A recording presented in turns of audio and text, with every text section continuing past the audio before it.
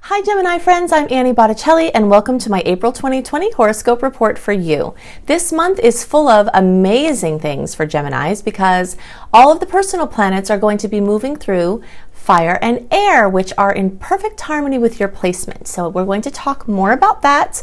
We're also going to talk about this very important window of March 30th through April 9th, why it's important and what it's good to do in that time. We're also going to talk about the deepening Venus retrograde. Venus rules love and relationships, money and your finances, design projects, beauty things, and it covers a lot of ground. So we're going to have pretty much 4 months of this entire Venus transit. So it's going to be a long one, and it's going to poke into a lot of areas of your life. So I'm going to give you lots of information on how to manage the impending retrograde shadow period that gets deeper every day, April 10th and after. Okay, so I can't wait any longer to start with what I'm so excited about, which is about how Mars is in Aquarius, which is going to, over the next 6 weeks, so basically between all of April and the first couple of weeks of May, is going to try and make beautiful kisses to your Gemini placement. So all of you are going to get these kisses. Those of you at the end of the sign, towards the end of the sign, you might not get your kisses from this Mars placement until May, but just know that it's coming. And this has to do with how you use your energy, how you align your forces, your power, your your will, and also it could be other people, like working with other people and other forces coming together to help you get things done.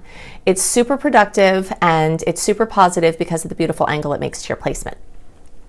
The second thing that's super exciting is that the sun is moving through Aries, and when this happens, it makes a beautiful 60-degree angle with your placement. So again, these are kisses and they're opportunities, and sometimes they bring blessings just for nothing. Sometimes they bring blessings from things you've already done. Sometimes they're just random, and sometimes they're full of opportunities. Like, that's the angle I always call the ingredients on the counter, where you're given ingredients on the counter. Now you can do something with them, but it might require some action on your part.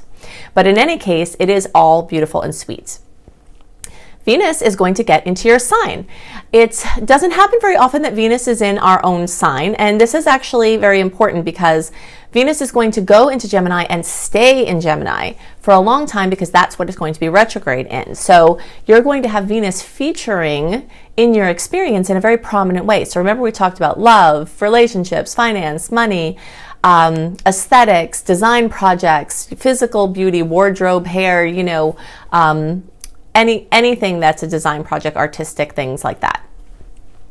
So Venus is going to be maneuvering around in your sign for an extended period of time, which means it's going to bump across your placement at least once and multiple times for some of you. And we'll talk about that more once Venus actually goes in retrograde, which is May.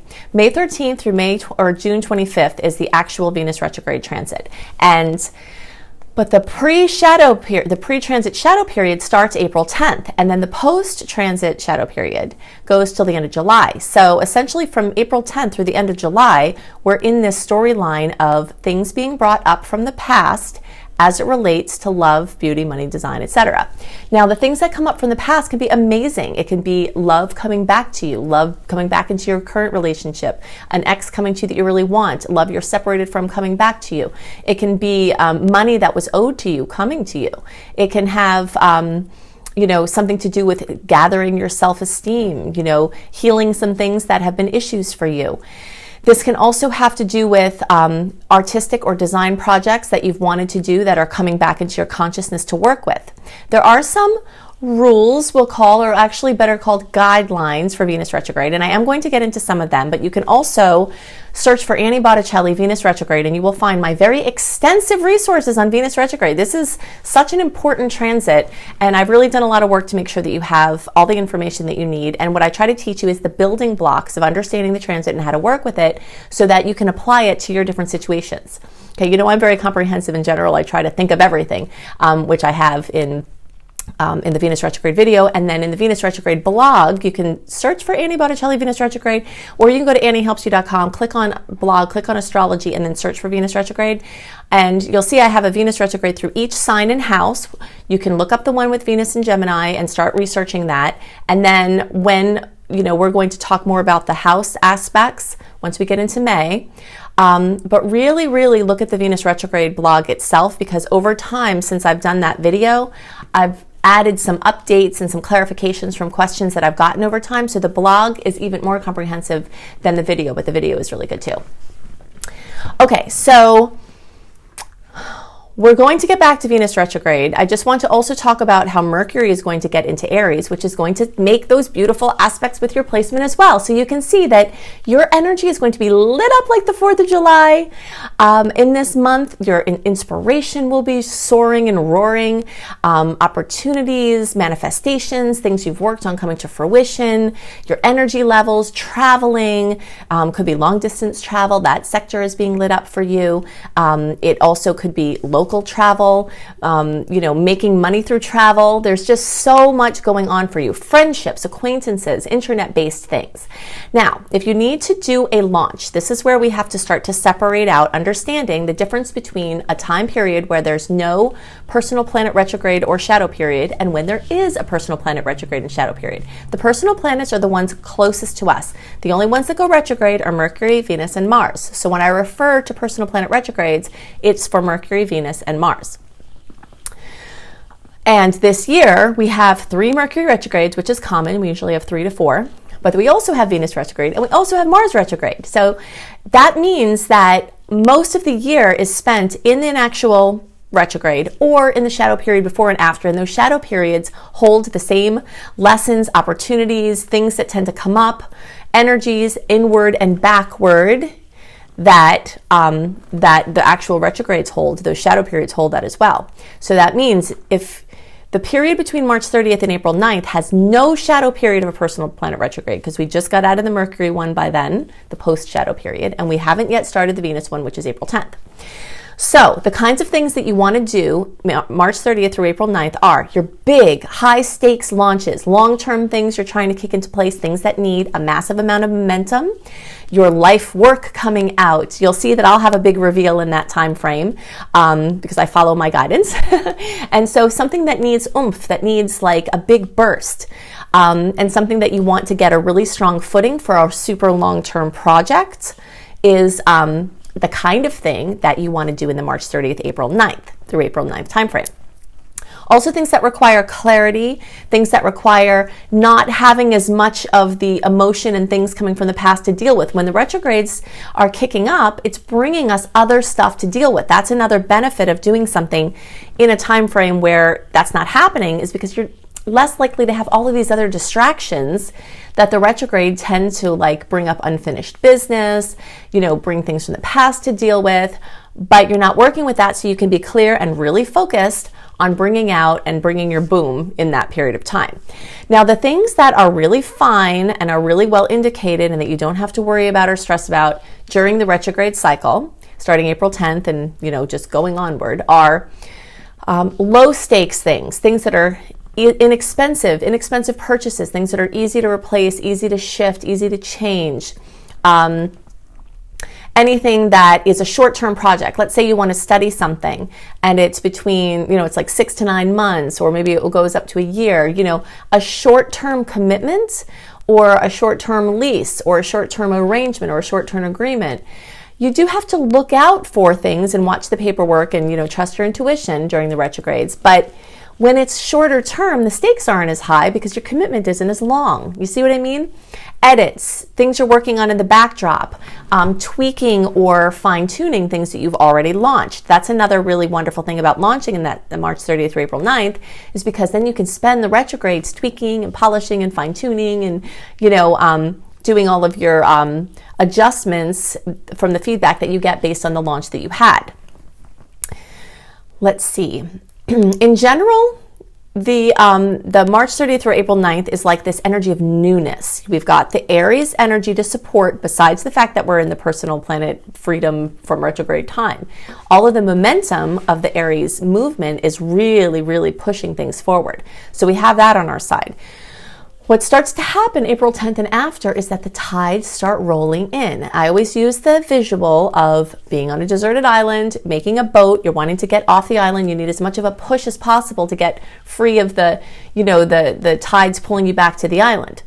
So you'll want to time that tide for when it's going out. And if you don't, you're going to be paddling against the tide. And that's the energy that we want to prevent by syncing up with the understandings of the retrogrades. Now, if somebody has Venus retrograde at birth, sometimes they have a different experience in the retrograde. But what I always recommend to everybody is to observe the things that go on with you in a Venus retrograde cycle and look to the past. Look up when the last Venus retrograde cycles were, and see the kinds of decisions you made, see the kinds of things, that I describe in the blog, see how they did or didn't happen for you. And then you start to learn your personal retrograde rhythm, which is more important than anything that anyone else can tell you, right? As you're establishing your personal rhythm. But in general, it's not focused on new things, unless they're new short-term things. New things are fine in a retrograde as long as it's just short-term, or it doesn't matter if it fizzles out, or it's just a new experience, or just something that you're not needing to secure in for a long time. There can be lots of new things that come in the retrogrades, but just know that they're usually shorter term than expected. That's why the long-term things we want to put in the different time frame there. Let's see. Okay, so design projects are also featured. So if you want to redo your house or draw up plans to build a house, get new furniture, get new wardrobe, do anything to your body physically from a beauty perspective, those are things that are usually not as good to do in the Venus retrograde, because what happens is you're not seeing clearly for the most part. Now, like I said, if you have Venus retrograde at birth, you might turn out to see super clear. Oh my gosh, more than ever. In a Venus retrograde, maybe you're seeing your clearest. Maybe everything, just really lines up for you then. You've got to watch your personal cycle to see, because understanding Venus retrograde at play in a birth chart is really complicated. It's quite a calculation to figure out if one of the shadow periods, or if it in a progression chart, is affecting you. That's why I say that using your own observation in your life is going to be one of the easiest ways to see how these things affect you. But in any case, most people are not seeing clearly in love and relationships and money and design and beauty and things like that. They're not seeing themselves clearly, they're not seeing other people clearly, they're not seeing their projects clearly. So if you know that going into it, you might do something different, okay? So many a person has gotten a tattoo, cut all their hair off, done something beauty-wise that doesn't turn out the way they want to in a Venus retrograde. That's why it's not as well indicated. Things like that have more clear energy between March 30th and April 9th, but also know that anything done in that time could get called into question as this revisiting and going back over things process happens. One of the things I love most about retrogrades, now I'm a spiritual seeker and I'm always looking for evidence of what the things are inside of me that need, clearing and healing and vibrational shifts. So I use these retrogrades like my super sleuth assistant, because if you do work on a subject, and we already discussed the subjects that will be covered, they're quite widespread.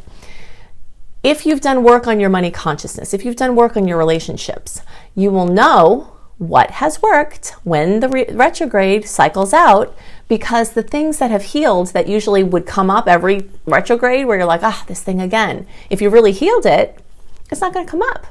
But if you didn't, or if there's some lingering pieces, it will come up, and you can use the things that come up as your guide.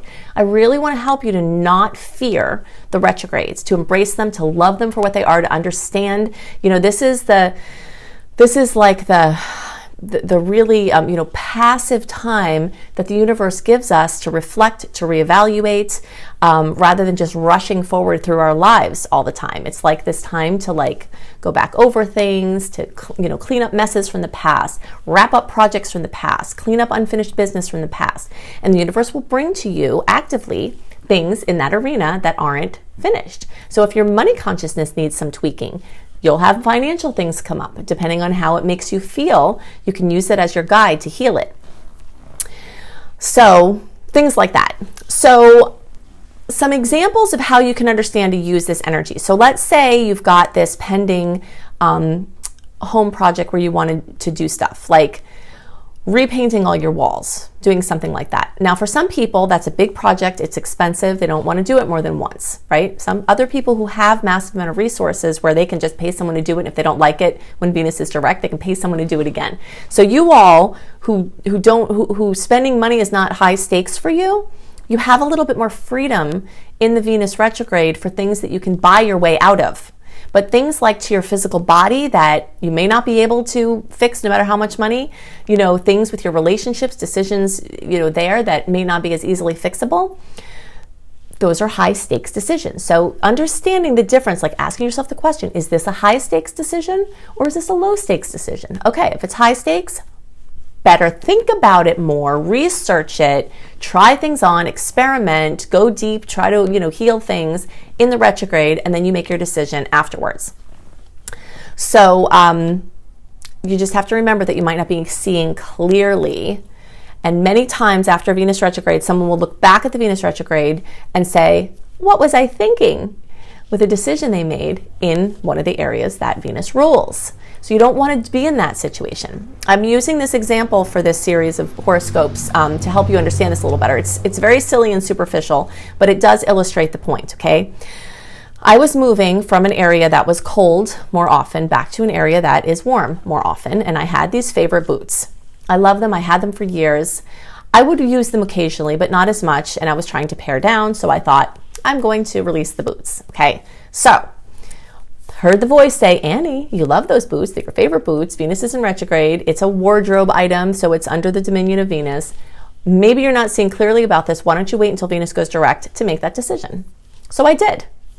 I didn't release them. And by the time Venus, I was so happy. And for the years since, I am so happy that I didn't let those things go. I've repaired them. They're just such a staple in my my footwear. Like I said, it's a silly thing, but you can see, like, I would have just gone ahead and released them, and then I would have lamented over that decision. Now, it turns out that that's pretty low stakes compared to a lot of things we do in life, right? But it illustrates the point that people are very quick to cast away things that you're not really thinking are of value. That means that Venus retrograde is a time that's a bargain hunter's delight. If you're a bargain hunter and you have extra money to just buy things, or it's your business to buy things at low cost and sell them at higher cost, this is amazing for you because so many people are not seeing the value of something that they're releasing, and you can scoop up their mistake. That's why I'm trying to educate you to not be the ones that make that mistake, right? But that's something that goes on. People are not seeing the value. Now, those of you who are going through a divorce or other financial split up during this time, really hear me, because this is a big thing that I see a lot. Many people who are going through divorce proceedings or allocation of funds or alimony or anything, dividing of resources, during this time, you'll get that feeling, just give them everything. Just get me out of this. I don't care. I'll start over. Just let me get out of this. And when the Venus goes direct, they're like, damn it, I really could have used my fair share of those resources. So people aren't seeing clearly with the things that they're giving away, how they're pricing things, how they're pricing houses. If you're selling your house and you're selling it at a fair price, maybe you don't need to worry about it. If you're desperate and you're trying to give it away, that might be a move where someone else scoops up, they're happy about it, and then you're like, oh no, I could have had that asset. You see, so I'm trying to give you these stories so you understand the building blocks of what tends to happen so that you can take this information and apply it to the various things that will come up in your life. And you can use my blogs in the video to shore up your understanding. Now is the time to get educated about these things, because you want to understand the things to not do before, so that you can do those things in the time frame between the end of March and April 9th. Okay, so I know that this is going to go on. I'm doing certain things in my house that involve redecorating and design. So I've scheduled everything to be completed before that time. I'm having to push a little bit to get certain things done and get on a strict schedule to make sure of it. But that's what we use it for. So by the time the Venus retrograde comes, it's all going to be done already. And that's why I'm telling you these things early, because if you see something that you want to have done, you're either going to get it done if it's in your intuitive flow to do it in that time frame, or you're going to know that you're not going to actually do the thing you were thinking about in that time frame. You're going to use it for research or use it for gathering information that will help you. Like, let's say, you want to buy new clothes, a whole new wardrobe. Again, if you got the money and it doesn't matter if you hate them by the end of the transit, just go buy them. But if you're going to invest in a wardrobe and that's, high stakes for you, it might be better to have like a Pinterest or some other cutting out pictures of the types of things that you think, going to try on things, consulting with someone about the types of things to get. And then when Venus is direct, then you can make your purchases. And when the shadow period's ended, then you can make your purchases, and some of the things may have changed. So you'll start to see it by working with the cycle. Okay, so let's see. In general, this month has the same amount of salty aspects as it does sweet aspects. And a lot of the aspects are the same day or the same aspect that could go either way. So when this happens, it really takes us using our power of viewpoints.